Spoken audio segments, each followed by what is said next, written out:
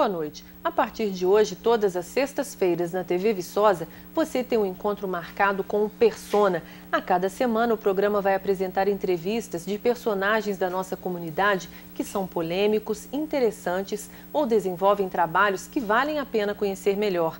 Nosso objetivo é ter a coragem de fazer perguntas que todos gostariam de fazer e de aproximar você que está em casa de personalidades no que elas têm de humano, sensível e contraditório.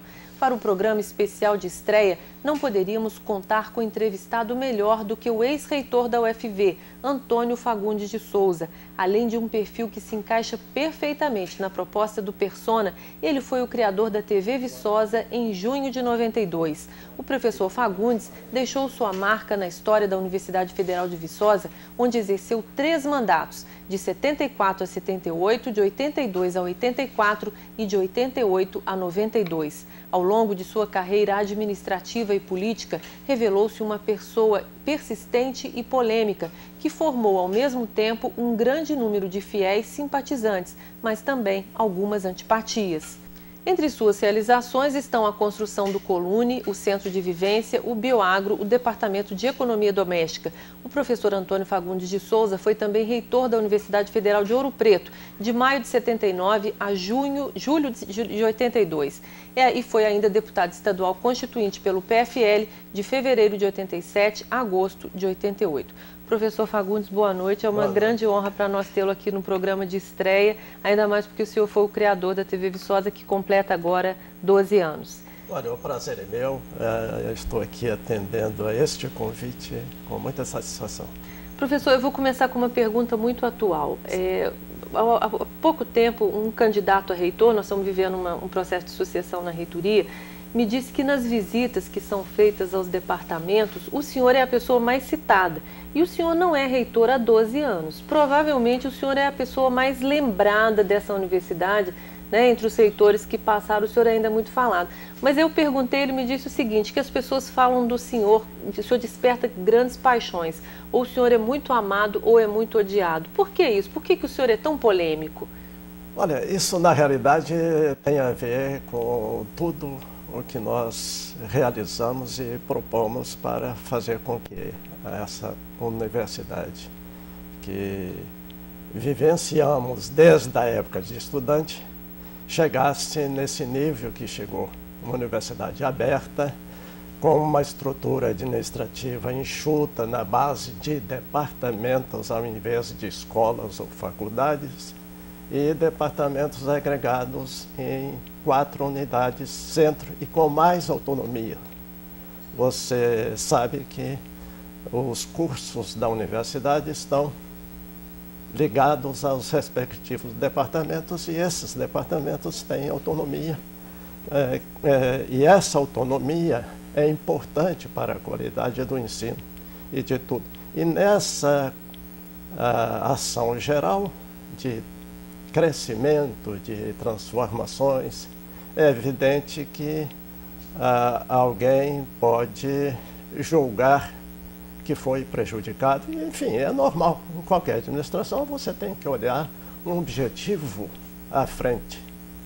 De modo que tudo o que fizemos nestes 3 períodos sempre foi feito com o objetivo de atingir a maioria de professores e servidores e atender o aluno, que é a razão de ser da universidade. Mas por que o senhor acha que o senhor conseguiu marcar tanto a memória da universidade?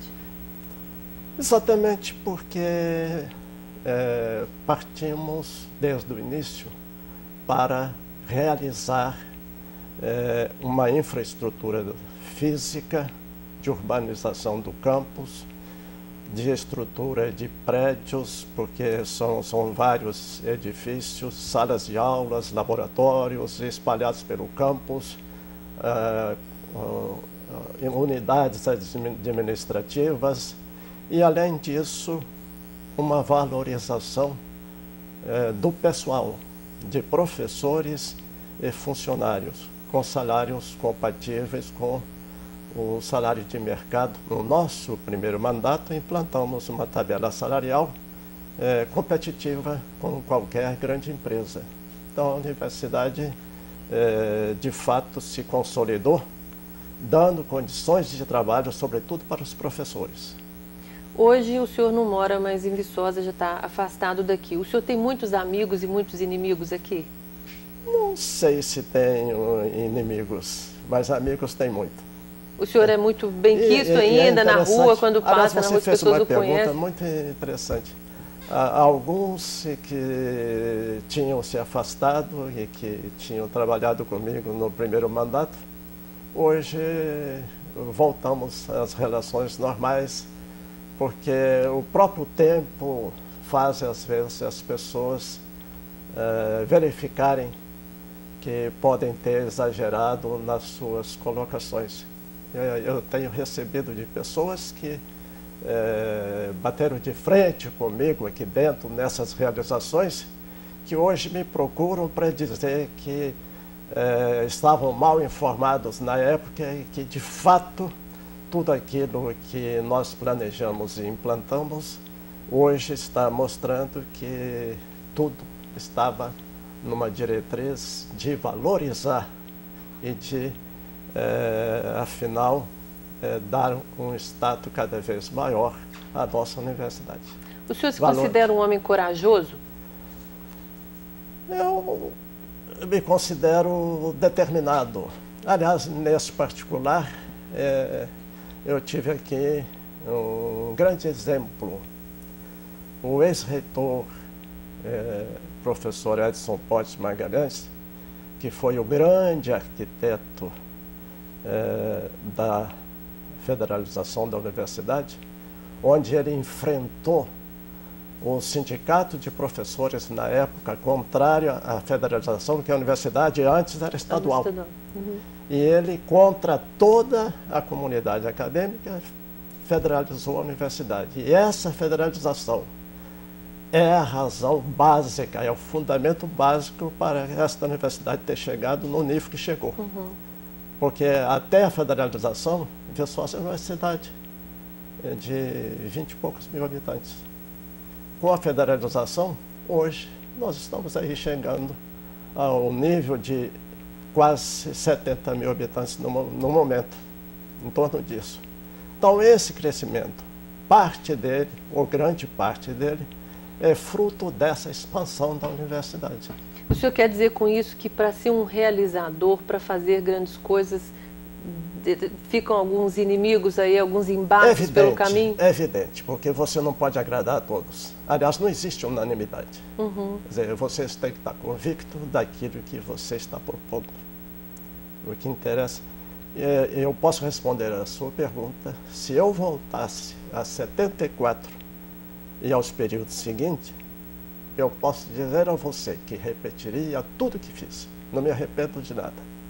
Só me arrependo de uma coisa. Lembrei agora. De não ter concluído o centro de vivência. Porque houve uma campanha terrível na época de obra faraônica. Por causa do Fagundes. Por causa do Fagundes. E ninguém entendia, porque aquele pavimento que está lá no centro de Vicente é simplesmente a parte social. A parte fundamental, que é o centro de vivência mesmo, com um auditório para 1.500 pessoas, com 8 salas de debates, de reuniões para congressos, para formaturas, etc. Isso não foi concluído porque a campanha foi tão violenta que deixei a obra no estado que está. Então, não me arrependo de nada que fiz. Me arrependo dessa conclusão do centro de vivência que eu não concluí. Hoje, a construção do espaço de uso múltiplo lá atrás talvez supra essa necessidade que Viçosa, a universidade precisa muito desse espaço. A parte principal é essa. Né? Quer dizer, está a administração atual concluindo o centro de vivência. Professor, algumas... Até esta parte que eu fraquejei, agora o tempo está mostrando... Que o senhor devia ter enfrentado. Que eu devia ter enfrentado. Professor, quem o critica diz o seguinte, que o senhor foi um ótimo administrador, mas não soube se cercar das pessoas certas. Isso é verdade? Olha, também não é verdade. A prova é que eu me cerquei. Você às vezes erra realmente em algumas escolhas, mas a prova que eu acertei mais do que errei é que tudo o que fizemos foi baseado nessa equipe. Uma equipe determinada, que contrariou interesse porque estava produzindo e produzindo. Então...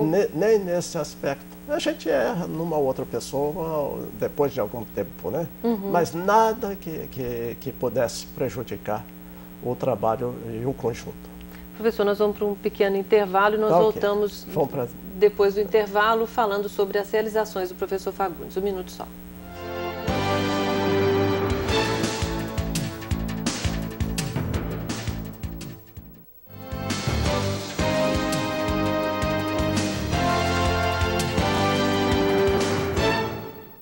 O Persona de hoje conversa com o professor Antônio Fagundes de Souza, ex-reitor da Universidade Federal de Viçosa por 3 mandatos. Nesse primeiro bloco nós fizemos uma avaliação da sua vida administrativa. Agora vamos falar um pouquinho de história, professor. Uma das grandes realizações que o senhor fez aqui na UFV foi tirar essa característica de ser de uma universidade só de ciências agrárias, né? E o senhor introduziu aqui o curso de ciências humanas. O senhor sofreu muita resistência? Como é que foi esse processo? Este foi um processo de muita resistência, porque as pessoas, e aí tinha até excelentes professores que resistiam, e procurei demonstrar, como de fato conseguimos demonstrar, que a expansão numa universidade para áreas diferentes, ela não é competitiva com aquela área anterior, ela é complementar. Não há competição entre cursos, há complementos. Então, a expansão, eu consegui depois diminuir essa resistência, provando, demonstrando que a ansiedade das pessoas, achando que iriam perder status ou ter concorrência, um curso tirando oportunidade de outro, nós conseguimos tirar essa resistência demonstrando que a abertura de novos cursos em áreas das ciências humanas completava os cursos técnicos de origem agrária. Quais foram os dois cursos? Foi pedagogia e letras? Foram os primeiros que o senhor criou aqui? Pedagogia, quando assumi, já estava sendo implantado pela administração anterior. Né? E letras veio depois, já no meu primeiro período.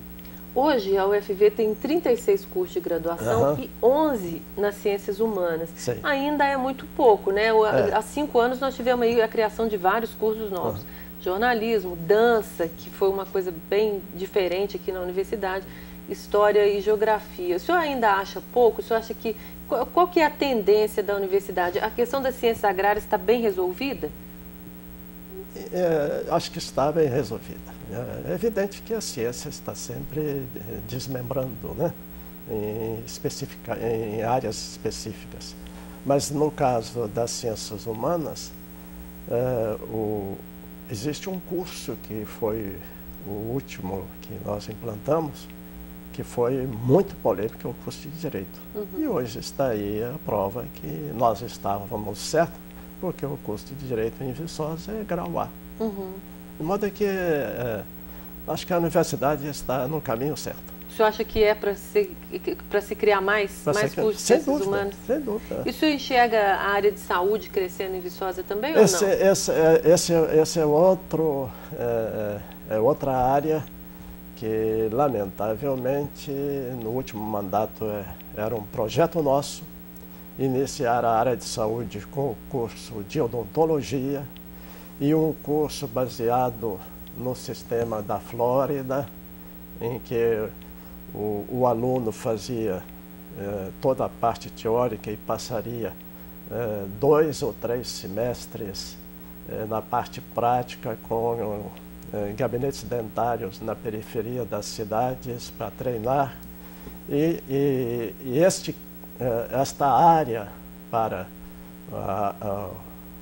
a saúde, odontologia, como é o caso, e no futuro vamos admitir até medicina ou outros cursos, nós enxergamos que a Vila Giadete, por isso não vendemos as casas da Vila Giadete. Era um plano do senhor construir? É um plano, é a área ideal para um futuro hospital-escola, enfim, a área de saúde. Está protegida entre a cidade e a universidade, é uma área excelente. Essa foi uma das realizações que o senhor não conseguiu fazer? Por quê? Por que não deu certo esse plano? Porque o último mandato foi tumultuado em virtude do governo Collor. Mas conseguimos permutar 300 vagas de funcionários para 60 vagas de professores. Deixamos essas vagas para o sucessor, que no caso foi o professor Antônio Bandeira, e é evidente que possivelmente ele viu necessidades maiores do que esta de implantar o projeto. Mas o senhor vislumbra isso para Viçosa? O crescimento na área de ciências de saúde? Eu acho que é um caminho natural. O senhor acha que a UFV cresce mais ainda? Ela ainda tem muito para crescer? Eu acho que tem. Sempre. E as universidades particulares? Como é que o senhor vê isso aí, esse crescimento das particulares em Viçosa e essa relação com a federal?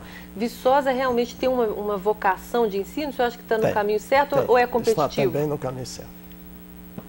Não é competitivo? Há um complemento. Qual que o senhor considera a sua maior realização à frente da administração da UFV? Eu acho que a maior foi a de valorizar o recurso humano da universidade, professores e funcionários. Por que o senhor tinha fama de perseguir funcionários? Isso é uma lenda? É uma lenda. Mas por quê? Assim, conta melhor essa história. Nunca houve perseguição nenhuma. Alguém, na realidade, quando, se você olhar, uma outra pessoa, é evidente, ninguém consegue fazer unanimidade. Nunca houve perseguição de ninguém. E hoje Tanto é que dessas pessoas que se sentiam prejudicadas, várias já me procuraram para demonstrar que foram infelizes na época, porque estavam mal informados. Mas, professor, o senhor tinha na época uma flexibilização muito maior, né? O senhor podia contratar, ou podia, não sei se podia demitir, mas pelo menos podia contratar. Isso foi um facilitador na sua administração, não foi? Todas as contratações sempre foram feitas via concurso, apesar de ser do quadro ser CLT. E fizemos uma inovação para valorizar o recurso humano. Foi a única instituição que implantou adicional por tempo de serviço dentro da CLT. Não podia ser feito assim? Hein? Isso não podia ser Não feito? Fizemos. A lei não impedia. Mas, de qualquer forma, se o senhor precisasse, por exemplo, de contratar 50 novos funcionários, o senhor ia a Brasília e conseguia. Hoje é praticamente impossível, não é? Com a transformação do quadro seletista em CLT a partir de 88, 87, né? Realmente dificultou, porque aí o problema é mais na base de decisão do Ministério. O Ministério centralizou bastante essa situação. O senhor acha que foi uma boa coisa ter passado da CLT para o regime jurídico único? Para os funcionários? Foi interessante isso? Eu acho que sim. Do jeito que estava, foi uma grande coisa. A única coisa que eu não entendo até hoje é porque o INSS tem déficit. Porque milhares, ou talvez até milhões de funcionários públicos no Brasil inteiro, que recolhiam até o limite de 20 salários mínimos ao INSS, esse pessoal transformou e foi desviado para o regime jurídico único e a União, o Tesouro Nacional assumiu o passivo e a União, os estados e os municípios, ninguém recebeu do INSS aquele passivo que o INSS era responsável. Professor, vamos falar agora de uma outra coisa que o senhor fez, que foi polêmica, mas que hoje tem bons resultados. A substituição das escolas pelos departamentos, que foi uma coisa pioneira na época que o senhor fez. Como é que foi esse processo? Esse processo foi inspirado no que existia na Universidade de Brasília, que foi criada e idealizada pelo Niemeyer, né?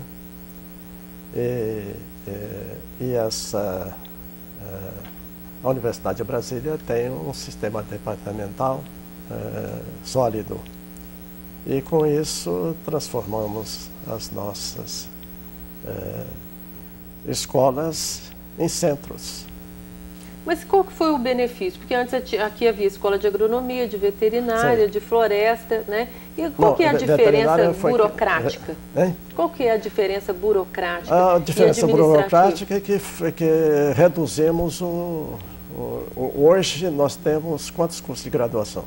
36. Seriam 36 escolas, 36 diretores e dentro dessas escolas, departamentos. Quer dizer, uma administração cara. Cara. Confusa. E com muita intermediação. E demos autonomia aos departamentos com essa inovação.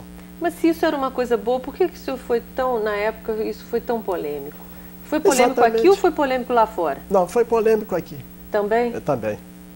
Porque as pessoas tinham receio de prejudicar aquela escola, suponho.